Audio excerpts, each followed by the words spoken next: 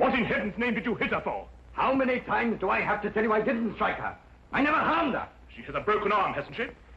Maybe so, but it has nothing to do with me. You're finished. You know that. I am not finished. Confound it, man. My whole career is thrown into this election. Well, what do you propose to do?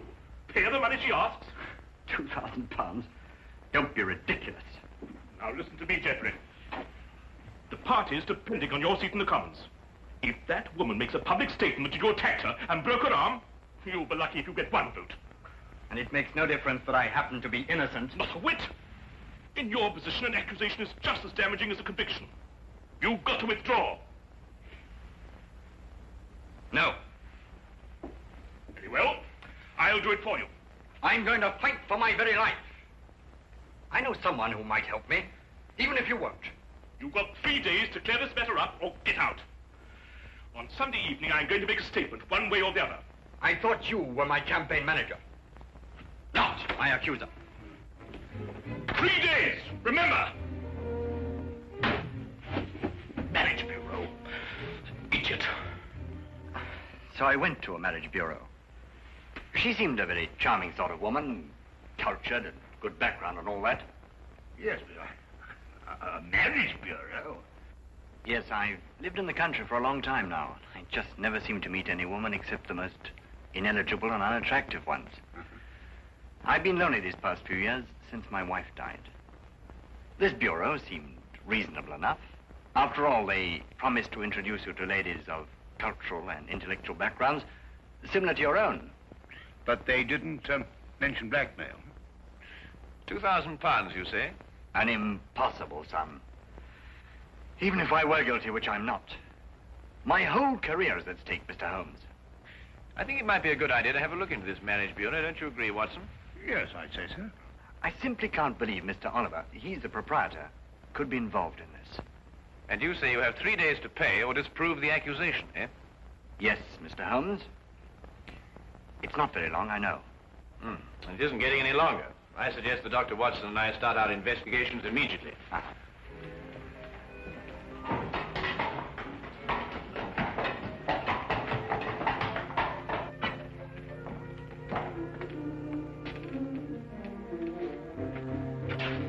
Coward. Oh, no, Holmes, there must be another way of doing this business. We're working against time. This is the only way we can get to the core of the case. Now, listen, Holmes. Now, listen. You go on in, and I'll just wait here. You see, but I'll be here if you need me. You're absolutely no use to me at all out here. Come on. Oh, come on. Come on, Watson. Come on.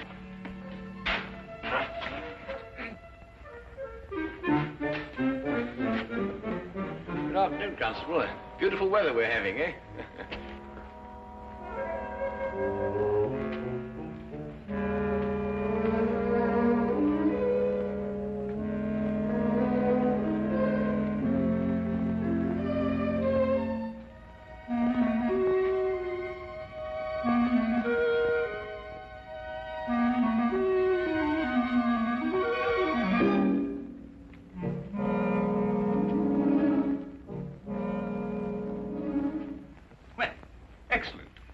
Seems to be in order. Now, I'm afraid I shall have to put the same questions to you that I put to your friend. I realize they're rather personal, but it's the only way we can be certain that all clients are protected and properly matched. Yes, right. I can understand that. Now, about your financial situation. Well, this is all routine, you understand. Yes, I suppose it is. My personal income is in the vicinity of £3,000 a year. Well, that seems quite ample. That's quite apart from Aunt Agatha.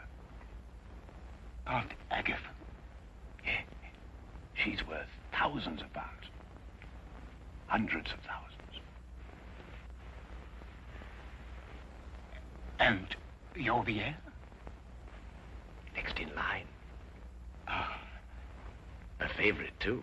Well, they have been since I was, You're very fortunate. A very odd coincidence has occurred today. The very first time it's happened that I can remember. But there are two charming ladies here at this very moment who seem to fit perfectly with both your backgrounds. I think we could have our first introduction immediately. Is anything the matter?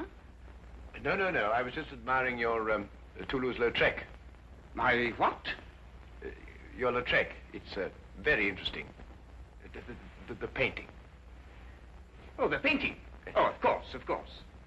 Well, if you'll excuse me for a moment, I'll see if the young ladies are still here. I say, Holmes, what was all that whispering about? My financial position. But that confounded busybody asked me the same questions. I answered them straight out. No, but you gave them real information. They'll never try and blackmail you, old boy. Well, gentlemen, everything's worked out perfectly. The ladies are waiting in the salon where we generally introduce our couples and let them have a get acquainted chat. My secretary is there with them, and she will introduce you. The door at the far end of the hall. Thank you. Well, Watson, come on. What are you waiting for? Go on. Door at the other end. No. Straight on. Mr. Holmes. I'm always interested in the welfare and the situation of my clients, and, Yes? how old is Aunt Agatha? 94.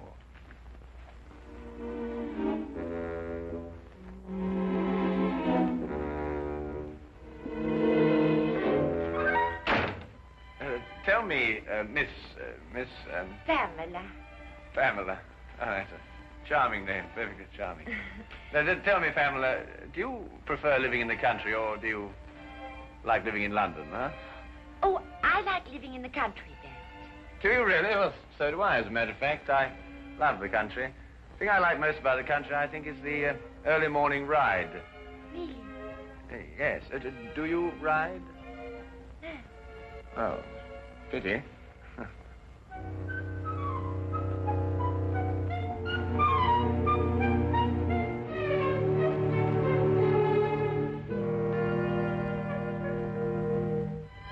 Not really. You've never really been to Paris? No. Oh, you'd adore Paris. My Aunt Agatha always went in September, you know. She said it was quite sinful not to go to Paris at all, without going in the spring. That's very funny. Boy, I'm so sorry. I hope I haven't shocked you. Oh, no, of course not. Oh, good.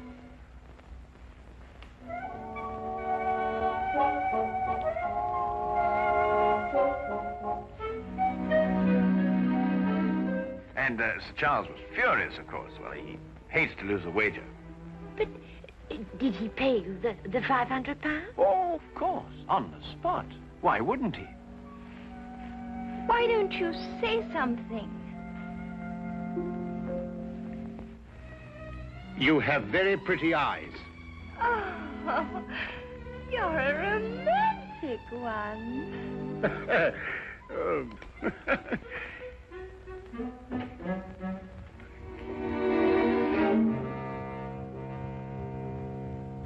Well, has everyone become acquainted? Oh, we've had ever such a lovely chat, Mr. Oliver. Splendid. It's nearly time for us to close the bureau, so I must ask you to leave in a few moments. But first, in accordance with our policy, I want to encourage all of you to know each other. Might I, for instance, suggest that all of you have tea together tomorrow, and then perhaps go to the theatre. That is, of course, if it suits everyone's convenience. Oh, that would be lovely. Oh, yes, let's. Oh, yes, perfectly delightful. Excellent.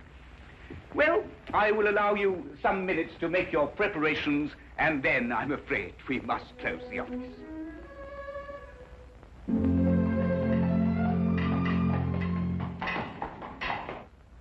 Well, I've seen it through, Holmes. What do you make of it all?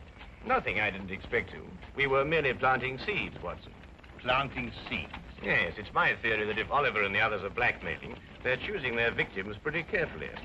However, I hope that at tea time tomorrow we'll be able to obtain more evidence in support of my theory. The trouble is that our client can't wait very much longer.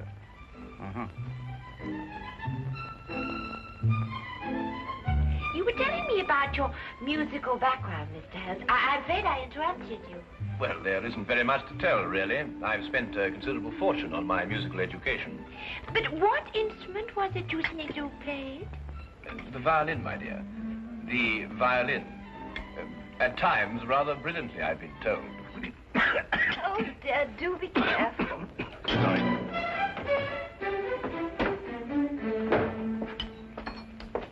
Followed you this time. Oh, Charlie. Oh, no, Charlie. I beg your pardon. Oh, no, don't. Stay out of it.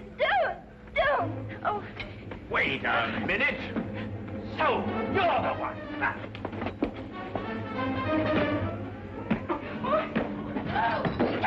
Oh, Charlie. What have you done to him? The police. Somebody get the police. He's my husband. This man, this one here. I saw what he did, ma'am. You better not try any more tricks, mister. The police will soon settle you. But this is outrageous. You don't understand. But it's true. They're married. And he was trying to break them up. I know his type. In here, Constable. There's your man. Holmes, why don't you say something? You can't let a thing like this happen to you. We've fallen very neatly into their trap. Don't you agree, Watson?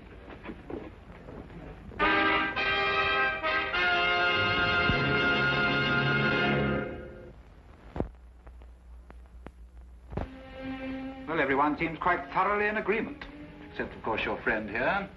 These other witnesses are in full accord, and the testimony of the proprietress of the tea shop supports them.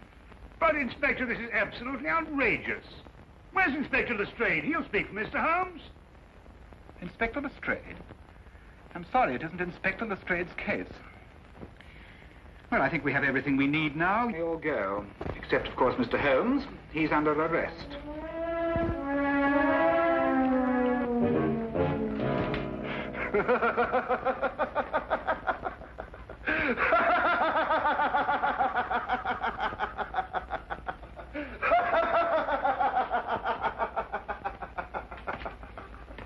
All my life I've waited for something like this. Assault and battery. You should stick to your magnifying glass. Oh, hello, Lestrade. By Jove, I'm glad you're here. Oh, I was just seeing our more dangerous criminals were properly guarded. You were right, Holmes. Oliver called on me and told me that for £4,000 this case would be quietly dropped.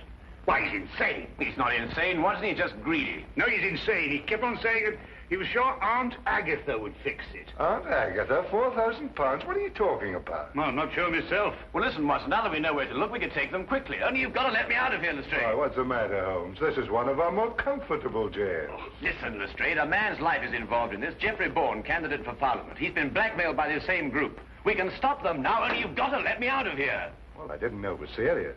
This isn't my case. I'll have a word with Mason. He's senior arresting officer in this job. He's the only one who can let you out of here without a court order. I'll see him right away. Well, hurry up, Lestrade. Geoffrey Bourne has only got until 7 o'clock tonight. But you will release Holmes. No, I won't, Thompson. Now, look here, Mason. I've known Sherlock Holmes for a very long time. I know him as a valuable colleague. If he says this marriage bureau is a fake, if he says they're blackmailers, then undoubtedly they are blackmailers. But there is no case of any kind against the Marriage Bureau, Lestrade. If one arises, I'll investigate it. But I will not jeopardize my position by taking such a step without cause.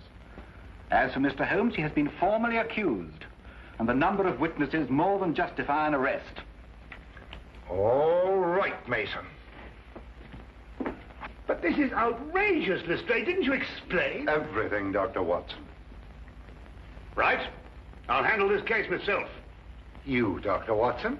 Unless you care to come in and help me. Well, I'll do what I can, of Look, course. Watson, there's only one thing to do. You must break into Oliver's office, go through his private files and everything. There must be further evidence of their activities. Right. Break him? That's against the law. Look, maybe I could get a search warrant. Oh, how soon, Lestrade? Oh, it's a pity this is Sunday. Certainly not before Monday. Not with Mason here. Yes, but look, Geoffrey Bourne only has until 7 o'clock. Yes, but breaking and entering, that's a crime. Have you any idea what the penalty is for that? Yes, if I remember correctly... Thank you very much, Holmes. I'd rather not know. Excuse me.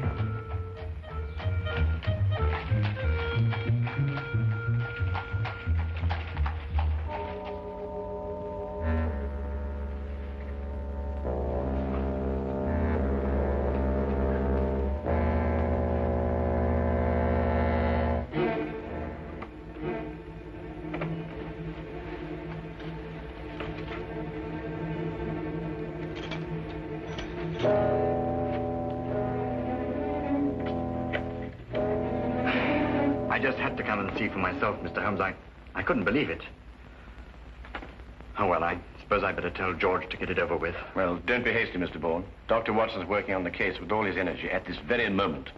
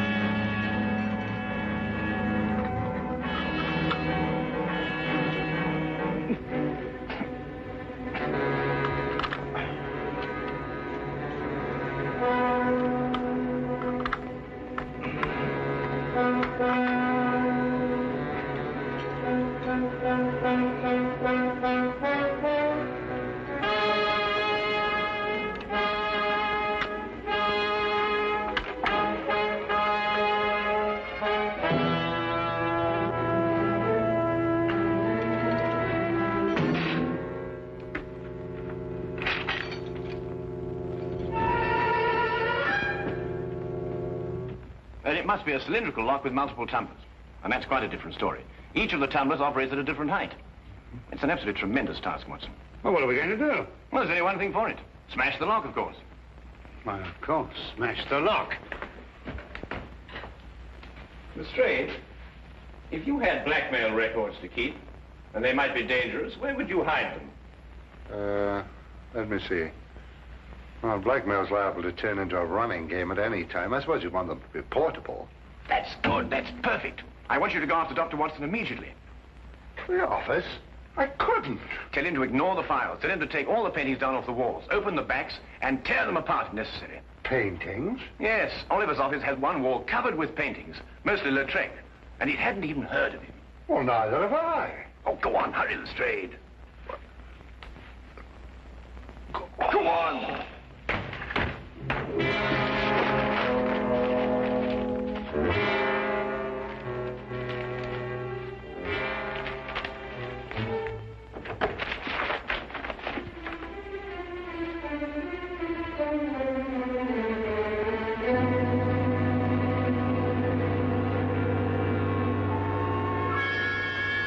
Hello, what are you doing here?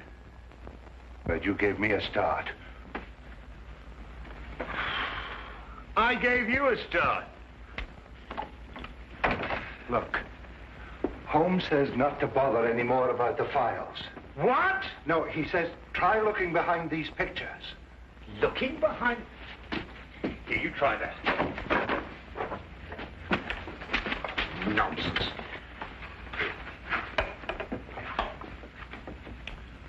Listen.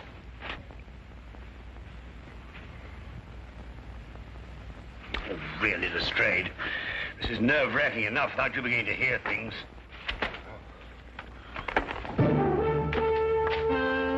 Lestrade! Look.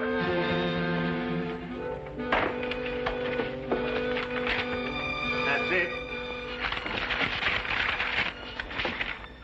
I just spoke to Mr. Holmes. He said he'd be sure to have something by 6 o'clock. I hope so, Jeff, for your sake. I hope so. Your eyes are not so pretty.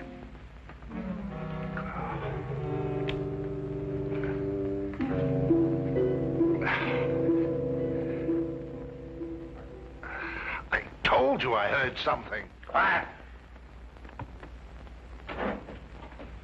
Who's been in the...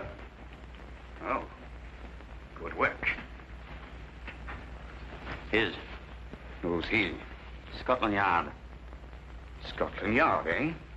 What are you doing here? Well, Oliver, you interfere with the national election, for one thing. We've got to clean up those files. We'll take care of them later. Edna, listen to what I'm telling you and see if you can do it right. Stand right here, and if either of them makes a move, scream. Can you do that? Yes, Mr. Oliver. Good. She's awfully stupid, but she can scream.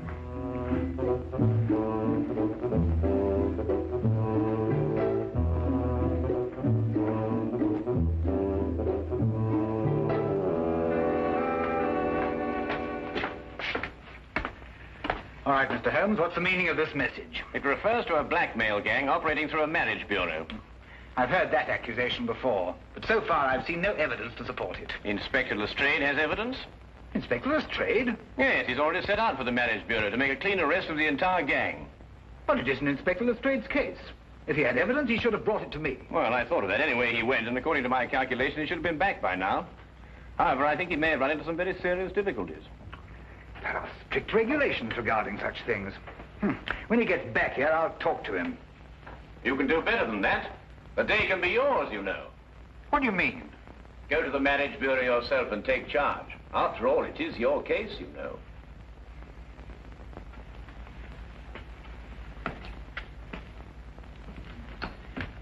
Order a squad of men to get ready. Have them meet me at the side entrance in 5 minutes.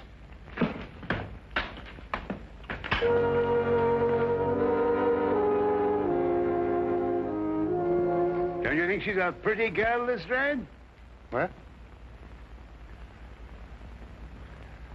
You know, Lestrade, I'm so surprised that any girl who's so lovely and so intelligent could be kicked around by a cad like Oliver. Do you really think I'm pretty? Oh, yes. From the very first moment I saw you. Yes, wouldn't you like to sit down? You must be tired standing. Yes. Yeah.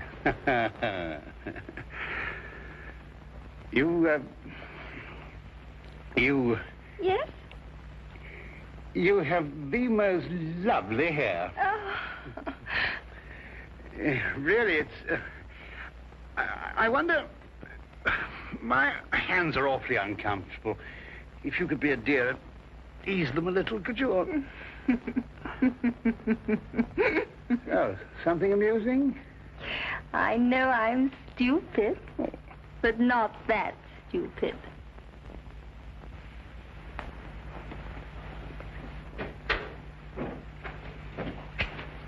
Oh, are you ready to go, Mr. Oliver? Well, Inspector Lestrade? Oh, no, not Mason. Where are you going? Mr. Bourne, before 7. I've got to get there. Go after him and untie his hands. I never saw such a Sunday.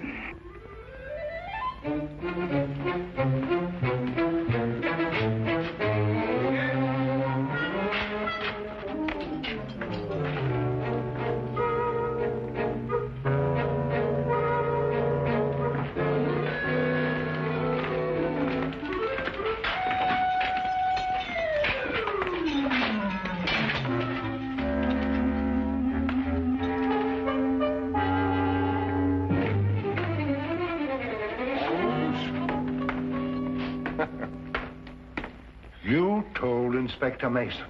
I know, Lestrade, but I had to get you out of there somehow. I was better off as I was. Well, I considered that, but despite the injury to your pride, you know, it's best that way. I know nothing of the kind. It was only a matter of a few moments before Dr. Watson and I had the situation completely under control. Well, you must tell me the story. In the meantime, now that the criminals have been arrested, please let me out of here. Oh, I'm terribly sorry. But this is Inspector Mason's case. Huh? I couldn't possibly interfere with another colleague's affair. Oh, no. Oh.